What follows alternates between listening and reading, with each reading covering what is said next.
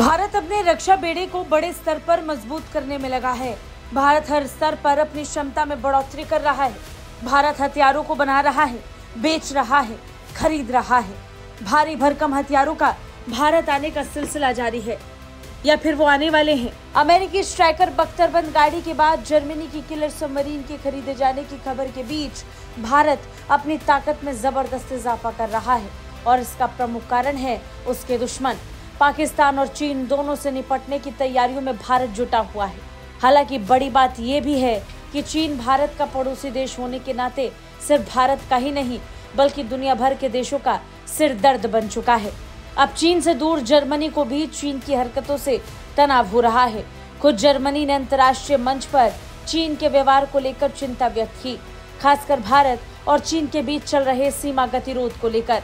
Raisina dialogue के मौके पर मीडिया कर्मियों से बात करते हुए जर्मनी के संघीय विदेश कार्यालय के राज्य मंत्री टोबियास लिंडनर ने संप्रभुता और क्षेत्रीय अखंडता के महत्व पर जोर देते हुए चीन की हरकतों पर चिंता जाहिर की।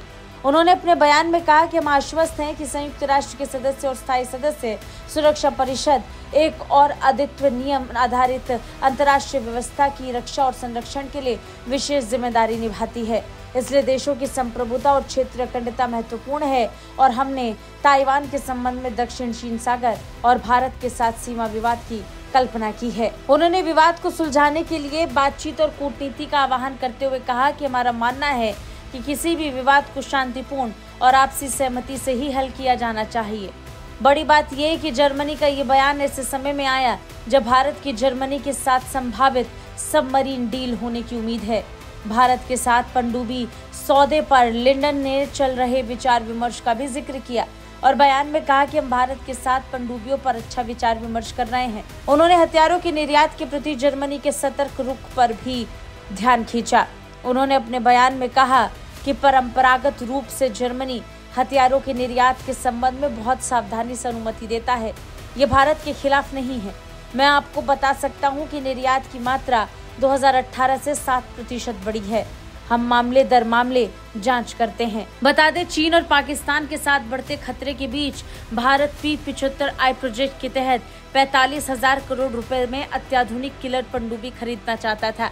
भारत के साथ इस महाडील में जर्मनी और स्पेन सबसे आगे चल रहे हैं। इस बीच जर्मनी ने पनडुब्बी को लेकर बड़ा ऑफर दिया था।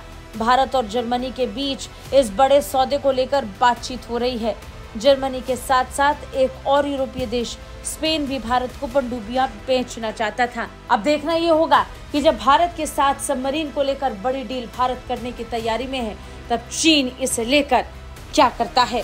ब्यूरो रिपोर्ट, भारत तक।